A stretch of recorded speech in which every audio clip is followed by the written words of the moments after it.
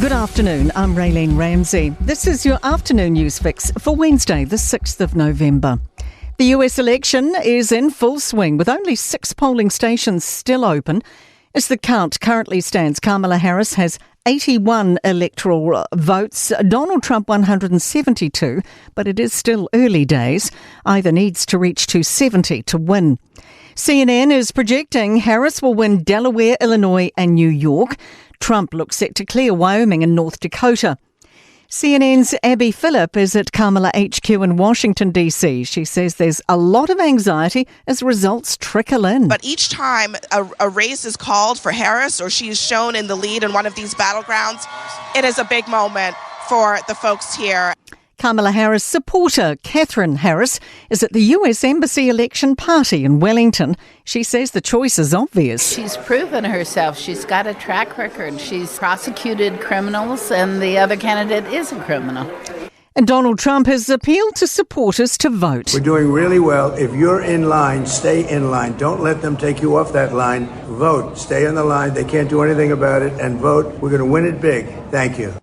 And just looking at the latest results from CNN, Harris now 91 electoral votes as against Donald Trump's 178. An expectation unemployment will keep rising for the next year. Stats NZ says the unemployment rate reached 4.8% in the September quarter. That's up 0.2% from June.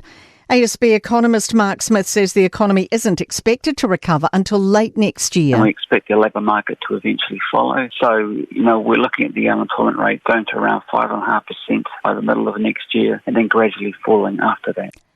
Politicians are clashing ahead of the introduction of the Treaty Principle Bill.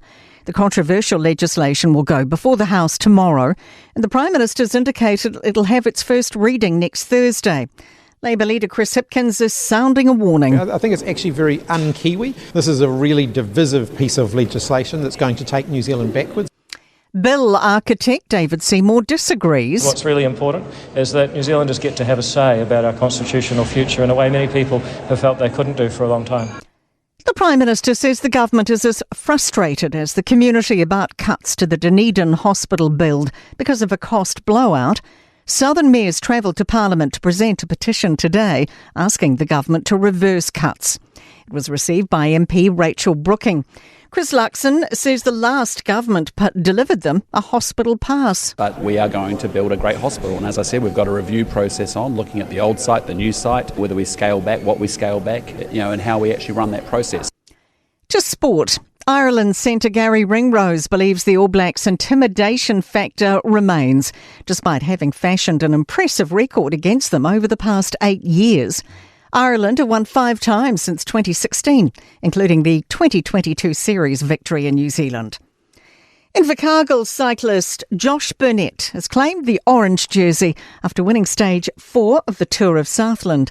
New Zealand's and the next story is New Zealand's only female track Olympic medalist, Maurice Chamberlain, has died. She was 88. I'm Raylene Ramsey. That's your latest news fix. We'll be back with the next update tomorrow morning from the Newstalk ZB newsroom.